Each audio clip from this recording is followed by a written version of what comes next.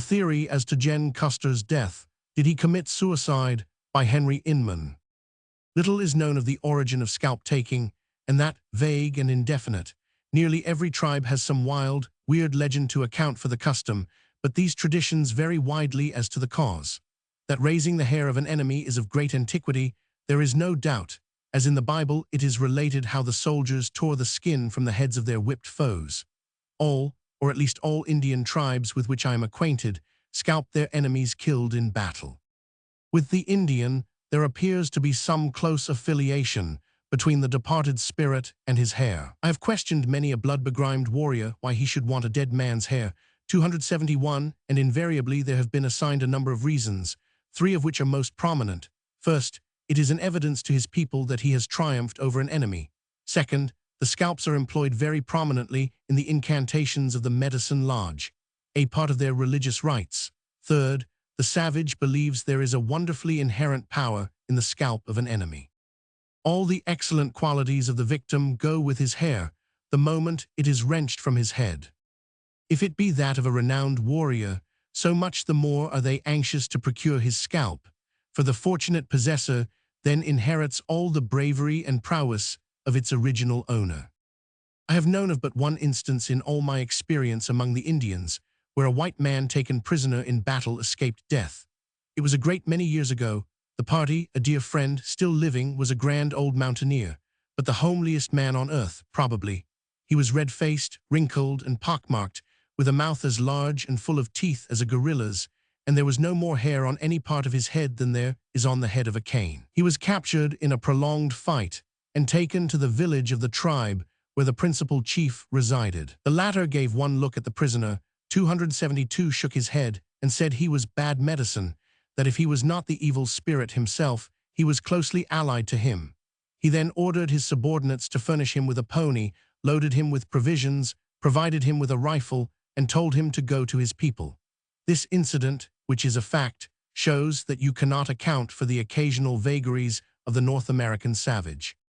The Indians of the plains and Rocky Mountains would rather, for the reason last above stated, take one scalp of a famous scout or army officer who has successfully chastised them, like Custer, Sully, and Crook, than a dozen of those of ordinary white men.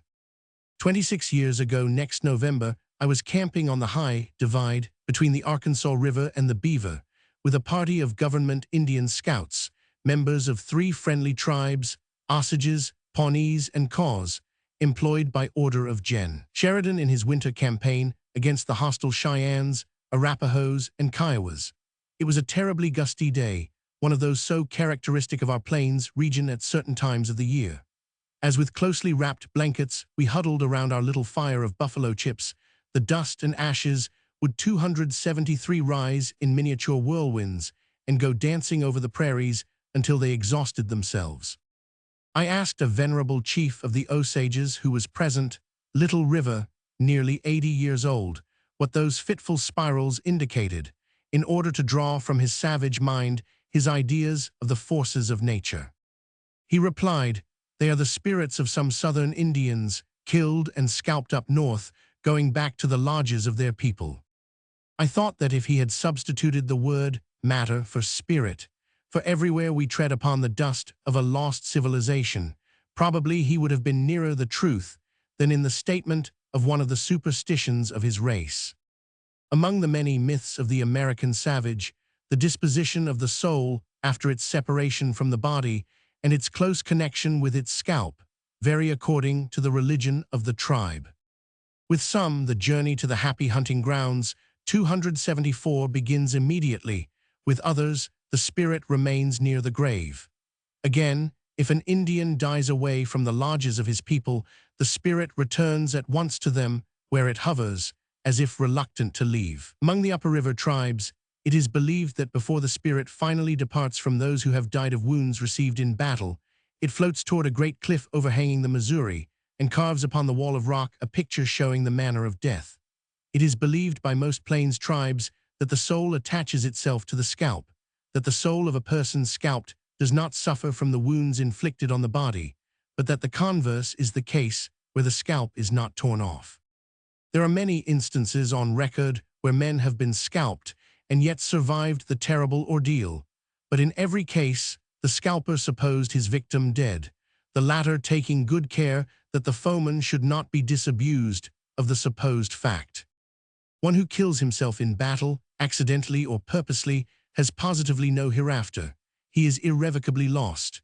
Those who are struck by lightning or die by any other apparently direct operation of the Manitou, the Great Spirit, are hurriedly buried where they fall, without any Sir 275 Imani, and no mound or other mark is erected over them. If after a battle there are found corpses not scalped or their bodies not mutilated, it is certain that those persons came to death by their own hand, for it is part of the religion of an Indian not to scalp or mutilate the body of an enemy who commits suicide.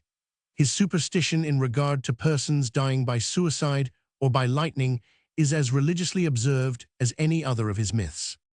Knowing this deep-rooted superstition as well as I do, I have been led to believe, though the statement may provoke discussion among those who know nothing of the Indian character, that the death of the lamented Gen Custer in that awfully unequal battle of the Little Big Horn was not according to the accepted theory at that time, viz., that he was killed by the Indian chief Rain in the Face. The tale, which I regard as an idle fiction so far as the facts are concerned, as it has been told 1,000 times and copied in the newspapers of the world, is that one day the general's brother Tom, at one of the military posts where the regiment to which he was attached, the famous 7th Cavalry, commanded by the general, was stationed, had a dispute with Rain in the Face and struck him. The Sav 276 age was furious with rage, but suppressed it, and mounting his pony rode off sullenly to his lodge.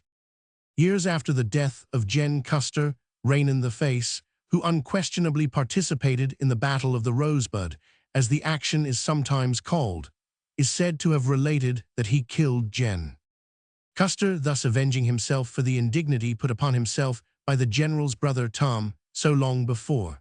In all probability, the story was made out of whole cloth by a certain New York newspaper correspondent in whose journal it first appeared. I knew him well, and his reputation for unexaggerated truth was far from being as orthodox as he of the cherry tree fame. Because it had a plausibility about it and was highly sensational, the statement was accepted by the general public, or those who were not familiar with the methods of the North American savage. No doubt Rain in the Face did, as would all Indians, treasure up such a grievance as that of having been insulted by a blow from a white man. But the circumstances of the Battle of the Little Big Horn in all its horrors, so far as it is possible to know them, preclude the possibility of Sitting Bull permitting a subordinate chief, as was Rain in the Face, to arrogate to himself the right of revenge in the case of such a noted White War 277 rear. As Custer, if by any probability Rain in the Face did kill Custer, he certainly would have scalped him and mutilated his body. Custer was not scalped, nor was his person at all abused, and the reason generally given for this immunity from the common custom of savage warfare is that the Indians had such a profound admiration for his wonderful bravery that they spared the great 278 white warrior that humiliation. This is the weakest point of the whole argument, for the greater the man in the savage's estimation, the more eager would they be to secure his scalp. My own theory is, and the fact that Custer was not scalped or mutilated is not the only confirmation of it, that the general killed himself to escape the horrible torture that awaited him should he be captured alive. His capture was what Sitting Bull had undoubtedly determined upon, the moment he saw the tide of battle unmistakably turning in his favor. Custer was known to all the Plains tribes. He had given them ample cause to remember him, and these savages would never have allowed an opportunity to capture him alive to be defeated by permitting some aggrieved chief to kill him in order to gratify a personal revenge. The game was too big. The Indians called Custer the Crawling Panther, because he usually fell upon them with his troopers as stealthily as does that animal upon its prey. To those unacquainted with the methods of the American savage of the Great Plains, the statement that suicide would be infinitely preferable to the chances for life after having been captured by the Indians may seem overdrawn and wicked 279 to be thought of. But if they had seen, as I have, the remains of men women and innocent babes horribly mutilated, burnt, butchered, and hacked to pieces. They too, if they knew such a fate awaited them beyond the possibility of a doubt if captured alive, would unhesitatingly court death by their own hands, suddenly and immediately, rather than wait for the other, a few hours or days more remote, perhaps, but certain and horrible in its prolonged agony. I know that it was commonly understood, if not actually agreed to among the officers at frontier posts, that each one should reserve the last bullet in his revolver for himself in the event of a horrible contingency. I have known of many officers in the long ago of my early service among the Indians, who, whenever they went on an expedition against the hostile tribes, invariably had concealed about their persons, easily accessible, a small capsule of prussic acid or some equally potent and swift messenger of death, to be used in case of a possible contingency.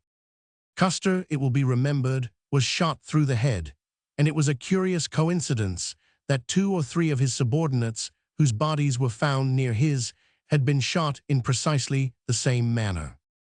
That the story of Rain in the Face, if he ever told it, is not at all likely to be the truth, may be inferred from the fact that the average Indian, as I know him, when discoursing of his own prowess, is the most unconscionable liar, and the truth is not in him. Of course, if Rain in the Face could prevail upon a newspaper correspondent to flatter him in regard to the part he took in a battle in which a great white warrior was defeated, he would rather lie to that correspondent than not. And that is just what Rain in the Face did in this instance, provided, always, that the correspondent did not invent the whole tale. The truth of how Custer came to his death can never absolutely be known, for out of that awfully unequal conflict there came but one miserable Crow Indian and Kal Keog's celebrated horse, Comanche, alive.